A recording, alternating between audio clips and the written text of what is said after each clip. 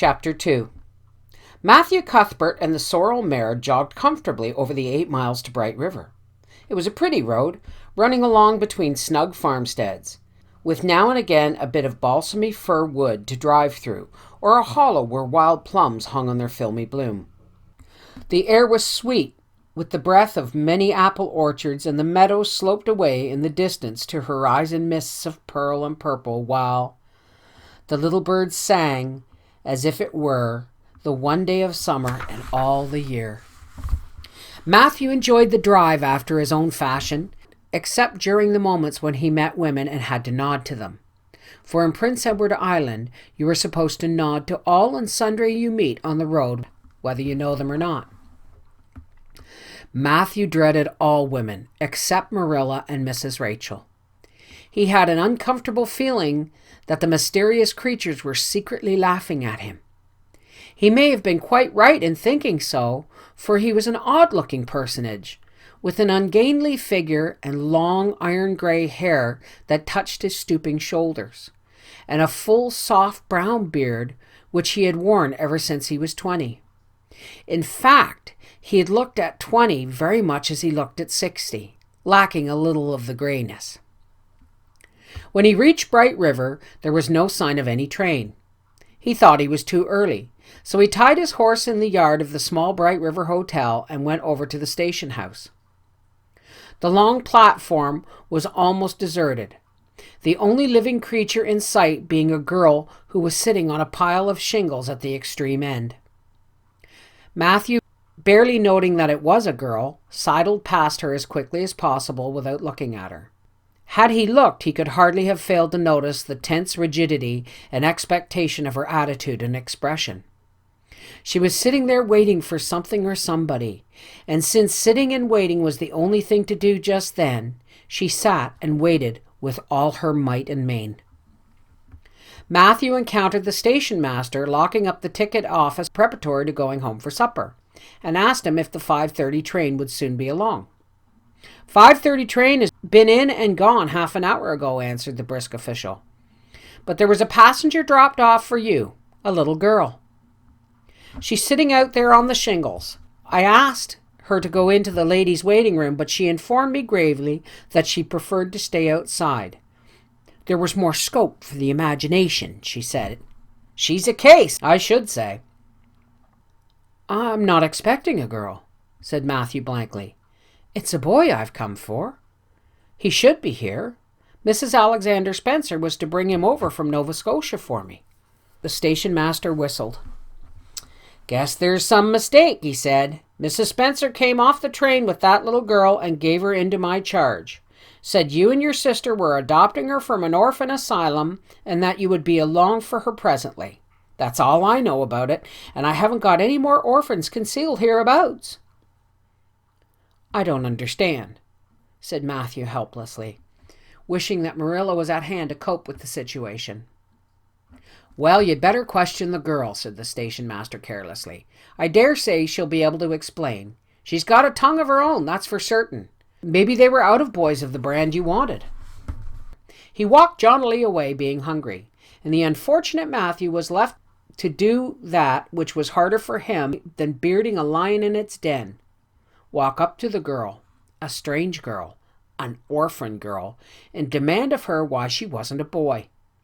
Matthew groaned in spirit as he turned about and shuffled gently down the platform towards her. She had been watching him ever since he had passed her, and she had her eyes on him now. Matthew was not looking at her and would not have seen what she was really like if he had been, but an ordinary observer would have seen this.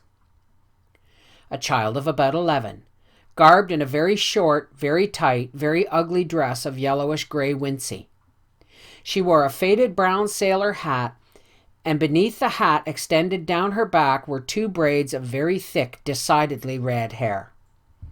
Her face was small, white, and thin, also much freckled. Her mouth was large, and so were her eyes, that looked green in some lights and moods, and gray in others. So far the ordinary observer. An extraordinary observer might have seen that the chin was very pointed and pronounced, that the bug eyes were full of spirit and vivacity, and the mouth was sweet-lipped and expressive, that the forehead was broad and full. In short, our discerning extraordinary observer might have concluded that no commonplace soul inhabited the body of this stray woman-child of whom shy Matthew Cuthbert was so ludicrously afraid. Matthew, however, was spared the ordeal of speaking first, for as soon as she concluded he was coming to her, she stood up, grasping with one thin brown hand the handle of a shabby, old-fashioned carpet-bag. The other she held out to him. "I suppose you are Matthew Cuthbert of Green Gables?" she said in a peculiarly clear, sweet voice. "I'm very glad to see you. I was beginning to be afraid you weren't coming for me, and I was imagining all things that might have happened to prevent you. I had made up my mind that if you didn't come for me tonight, I'd go down the track to that big wild cherry tree at the bend and climb up into it to stay all night. I wouldn't be a bit afraid, and it would be lovely to sleep in a wild cherry tree all white with bloom in the moonshine, don't you think? You could imagine your dwelling in marble halls, couldn't you? And I was quite sure you would come for me in the morning if you didn't tonight." Matthew had taken the scrawny little hand awkwardly in his. Then and there he decided what to do. He could not tell this child with the glowing eyes that there had been a mistake. He would take her home and let Marilla do that. She couldn't be left at Bright River anyhow, no matter what mistake had been made, so all questions and explanations might as well be deferred until he was safely back at Green Gables. "I'm sorry I was late," he said shyly. "Come along. The horse is over in the yard. Give me your bag." "Oh, I can carry it," the child responded cheerfully. "It isn't heavy. I've got all my worldly goods in it. But it isn't heavy, and if it isn't carried in just a certain way, the handle pulls out. So I better keep it because I know the exact knack of it. It's an extremely old carpet bag. Oh, I'm very glad you've come, even if it would have been nice to sleep in a wild cherry tree. We've got to drive a long piece, haven't we? Mrs. Spencer said it was 8 miles. I'm glad because I love driving. Oh, it seems so wonderful that I'm going to live with you and belong to you. I've never belonged to anybody. Not really. But the asylum was the worst. I've only been in it for 4 months, but that was enough. I don't suppose you ever were an orphan in an asylum, so you can't possibly understand what it's like. It's worse than anything you could imagine. Mrs. Spencer said it was wicked of me to talk like that, but I didn't mean to be wicked. It's so easy to be wicked without knowing it, isn't it? They were good, you know, the asylum people, but there's so little scope for the imagination in an asylum. Only just in other orphans. It was pretty interesting to imagine things about them. To imagine that perhaps the girl who sat next to you was really the daughter of a belted earl, who had been stolen away from her parents in her infancy by a cruel nurse who died before she could confess. I used to lie awake at nights and imagine things like that, because I didn't have time in the day. I guess that's why I'm so thin. I am dreadful thin, ain't I? There isn't a pick on my bones. I do love to imagine I'm nice and plump with dimples in my elbows." With this, Matthew's companion stopped talking, partly because she was out of breath, and partly because they had reached the buggy. Not another word did she say until they had left the village and were driving down a steep little hill. The road, part of which had been cut so deeply into the soft soil that the banks, fringed with blooming wild cherry trees and slim white birches, were several feet above their heads. The child put out her hand and broke off a branch of wild plum that brushed against the side of the buggy. "Isn't that beautiful? What did that tree, leaning out from the bank, all white and lacy, make you think of?" she asked. "Well, I don't know," said Matthew. "Why, a bride, of course. A bride, all in white with a lovely misty veil. I've never seen one, but I can imagine what she would look like. I don't ever expect to be a bride myself. I'm so homely nobody will ever want to marry me, unless it might be a foreign missionary. I suppose a foreign missionary mightn't be very particular, but I do hope that someday I shall have a white dress. That is my highest ideal of earthly bliss. I just love pretty clothes, and I've never had a pretty dress in my life that I can remember. But of course, it's all the more to look forward to, isn't it? And then I can imagine I'm dressed gorgeously. This morning when I left the asylum, I felt so ashamed because I had to wear this horrid old wincey dress. All the orphans had to wear them, you know. A merchant in Hopetown last winter donated 300 yards of wincey to the asylum. Some people said it was because he couldn't sell it, but I'd rather believe that it was out of the kindness of his heart, wouldn't you? When we got on the train, I felt as if everybody must be looking at me and pitying me. But I just went to work and imagined that I had on the most beautiful pale blue silk dress. Because when you are imagining, you might as well imagine something worthwhile. And a big hat, all flowers and nodding plumes, and a gold watch, and kid gloves and boots. I felt cheered up right away, and I enjoyed my trip to the island with all my might. I wasn't a bit sick coming over in the boat. Neither was Mrs. Spencer, although she generally is. She said she didn't have time to get sick, watching to see that I didn't fall overboard. She said she never saw the beat of me for prowling about, but if it kept her from being seasick, it's a mercy I did prowl, isn't it? And I wanted to see everything that was to be seen on that boat, because I didn't know whether I'd ever have another opportunity. Oh, there are a lot more cherry trees all in bloom. This island is the bloomiest place. I just love it already, and I'm so glad I'm going to live here.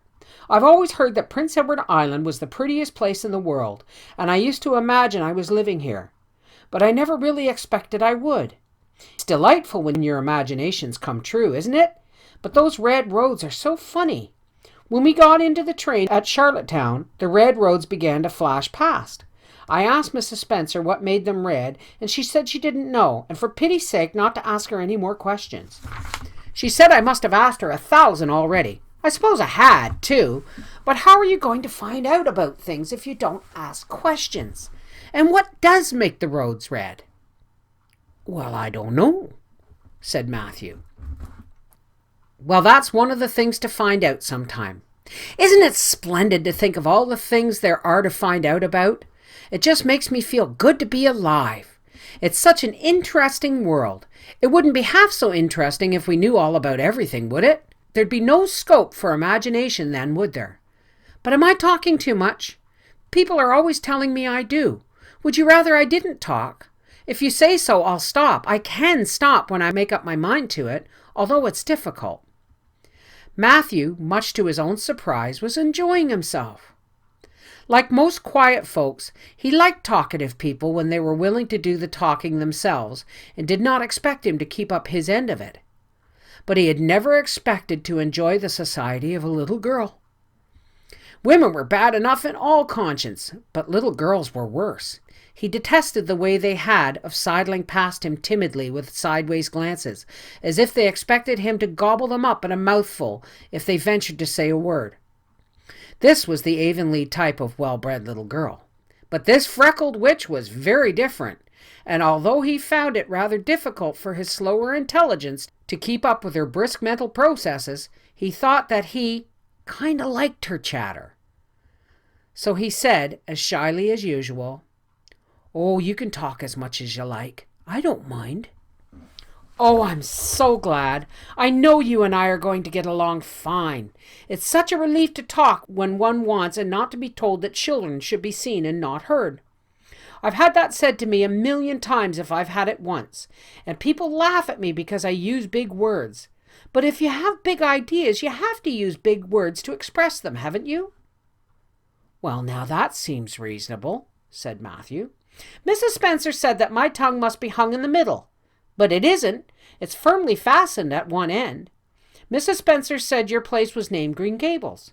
I asked her all about it, and she said there were trees all around it. I was gladder than ever. I just love trees. And there weren't any at all about the asylum, only a few poor weeny-teeny things out in front with little whitewashed cagey things about them. They just looked like orphans themselves, those trees did. It used to make me want to cry to look at them. I used to say to them, 'Oh, you poor little things.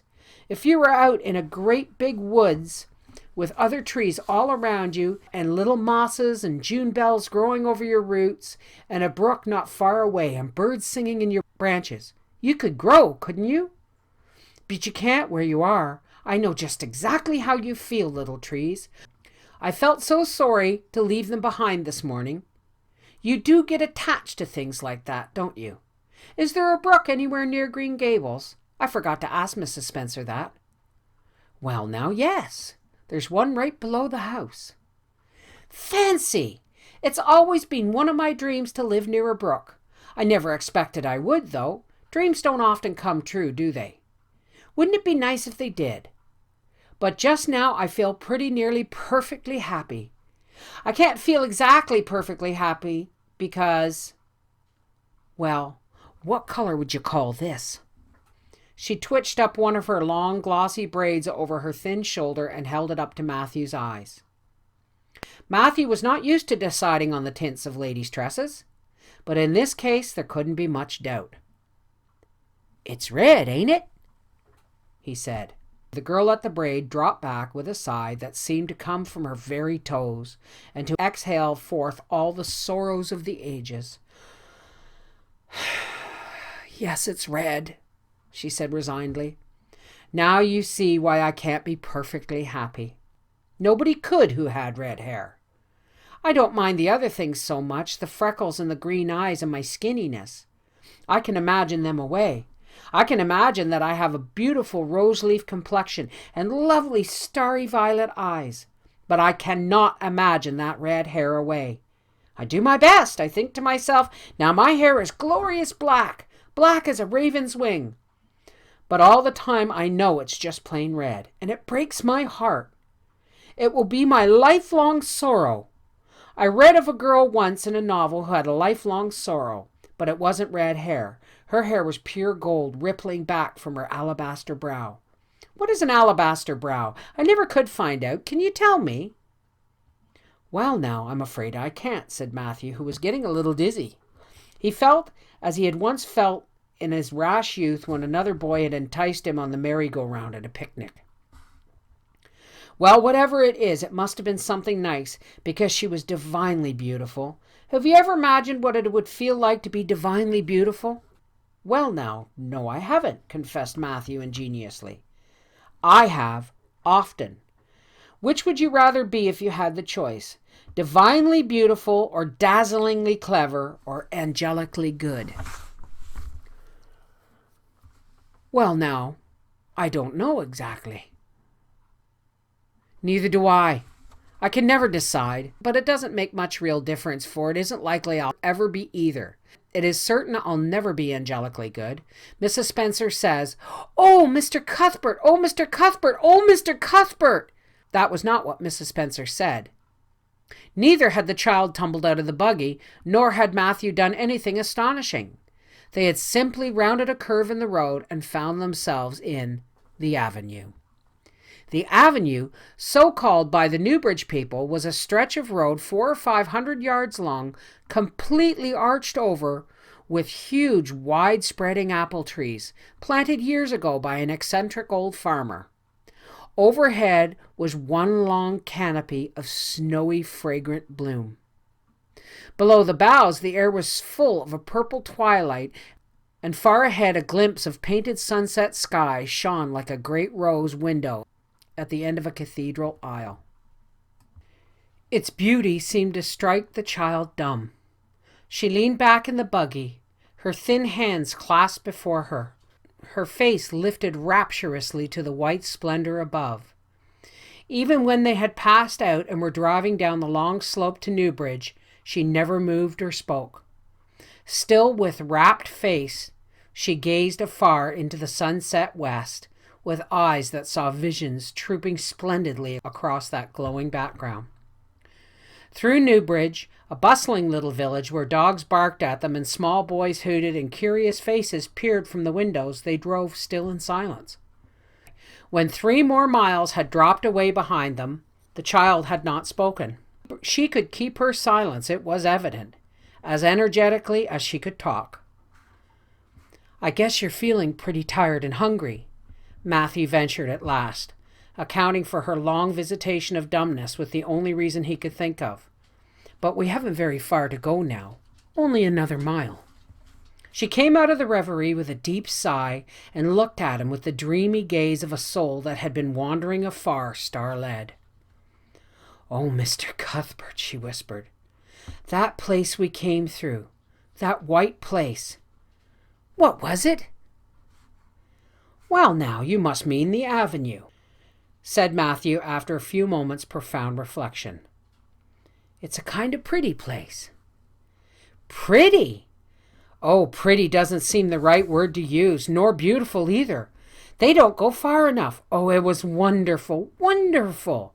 It's the first thing I ever saw that couldn't be improved upon by imagination.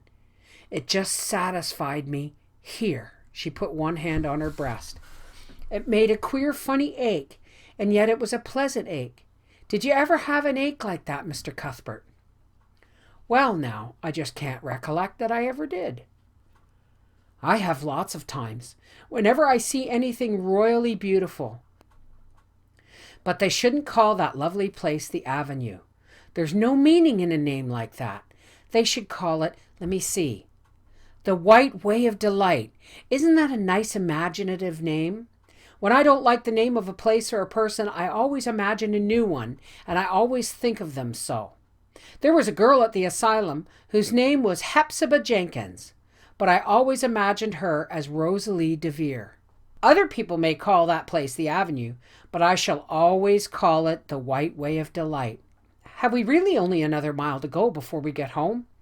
I'm glad and I'm sorry. I'm sorry because this drive has been so pleasant, and I'm always sorry when pleasant things end. Something still pleasanter may come after, but you never can be sure. And it's so often the case that it isn't pleasanter. That has been my experience anyhow, but I'm glad to think of getting home. You see, I've never had a real home since I can remember. It gives me that pleasant ache again just to think of coming to a really, truly home. Oh, isn't that pretty?" They had driven over the crest of a hill. Below them was a pond looking almost like a river, so long and winding was it. A bridge spanned it midway, and from there to its lower end, where an amber-hued belt of sand hills shut it from the dark blue gulf beyond.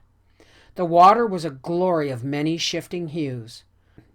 The most spiritual shadings of crocus and rose and ethereal green, with other elusive tintings for which no name has ever been found. Above the bridge, the pond ran up into the fringing groves of fir and maple and lay all darkly translucent in their wavering shadows. Here and there a wild plum leaned out from the bank like a white-clad girl tiptoeing to her own reflection. From the marsh at the head of the pond came the clear, mournful, sweet chorus of the frogs. There was a little gray house peering around a white apple orchard on a slope beyond, and although it was not quite yet dark, a light was shining from one of its windows. "That's Barry's Pond," said Matthew. "Oh, I don't like that name either.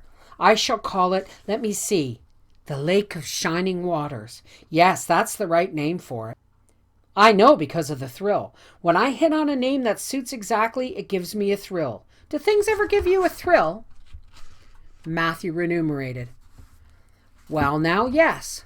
It always kind of gives me a thrill to see them ugly white grubs that spade up in the cucumber beds. I hate the look of them." "Oh, I don't think that can be exactly the same kind of a thrill. Do you think it can? There doesn't seem to be much connection between grubs and the lakes of shining waters, does there? But why do other people call it Barry's Pond?" "I reckon because Mr. Barry lives up there in that house. Orchard Slope's the name of his place. If it wasn't for that big bush behind it, you could see Green Gables from here. But we have to go over the bridge and round by the road, so it's near a half-mile further." "Has Mr. Barry any little girls? Well, not so very little either. About my size?" "He's got one about 11. Her name is Diana." "Oh, what a perfectly lovely name." "Well, now, I don't know. There's something dreadful heathenish about it, it seems to me. I'd rather Jane or Mary or some sensible name like that. But when Diana was born, there was a schoolmaster boarding there, and they gave him the naming of her, and he called her Diana. I wish there had been a schoolmaster like that around when I was born then. Oh, here we are at the bridge. I'm going to shut my eyes tight. I'm always afraid going over bridges. I can't help imagining that perhaps just as we got to the middle, they'd crumple up like a jackknife and nip us. So I shut my eyes, but I always have to open them for all when I think we are getting near the middle. Because you see, if the bridge did crumple up, I'd want to see it crumple. What a jolly rumble it makes. I always like the rumble part of it. Isn't it splendid that there are so many things to like in this world? There, we're over. Now I'll look back. Good night, dear lake of shining waters. I always say good night to the things I love, just as I would to people. I think they like it. The water looks as if it's smiling at me. When they had driven up the further hill and around a corner, Matthew said, "We're pretty near home now. That's Green Gables over." "Oh, don't tell me," she interrupted breathlessly, clutching at his partially raised arm and shutting her eyes that she might not see his gesture. "Let me guess. I'm sure I'll guess right." She opened her eyes and looked about her. There, on the crest of a hill, the sun had set some time since, but the landscape was still clear in the mellow afterlight. To the west, a dark church spire rose up against a marigold sky. Below was a little valley, and beyond a long, gently rising slope with snug farmsteads scattered along it. From one to another the child's eyes darted, eager and wistful. At last they lingered on one away to the left, far back from the road, dimly white, with blossoming trees in the twilight of the surrounding woods. Over it, in the stainless southwest sky, a great crystal white star was shining like a lamp of guidance and promise. "That's it, isn't it?" she said, pointing. Matthew slapped the reins on the sorrel's back delightedly. "Well, now you've guessed it. But I reckon Mrs. Spencer described it so's you could tell." "No, she didn't. Really, she didn't. All she said might just as well have been about most of those other places. I hadn't any real idea what it looked like. But just as soon as I saw it, I felt it was home. Oh, it seems as if it must be in a dream. Do you know, my arm must be black and blue from the elbow up, for I've pinched myself so many times today.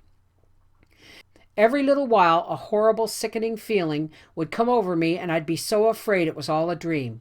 Then I'd pinch myself to see if it was real, until suddenly I remembered that even supposing it was only a dream, I could go better on dreaming as long as I could. So I stopped pinching. But it is real, and we're nearly home." With a sigh of rapture, she relapsed into silence. Matthew stirred uneasily. He felt glad that it would be Marilla, and not he, who would have to tell this waif of the world that the home she longed for was not to be hers after all. They drove over Lynn's Hollow, where it was already quite dark, but not so dark that Mrs. Rachel could not see them from her window vantage, and up the hill and into the long lane of Green Gables. By the time they arrived at the house, Matthew was shrinking from the approaching revelation of an energy he did not understand. It was not of Marilla or himself he was thinking, or of the trouble this mistake was probably going to make for them, but of the child's disappointment. When he thought of that rapt light being quenched in her eyes, he had an uncomfortable feeling he was going to assist at murdering something.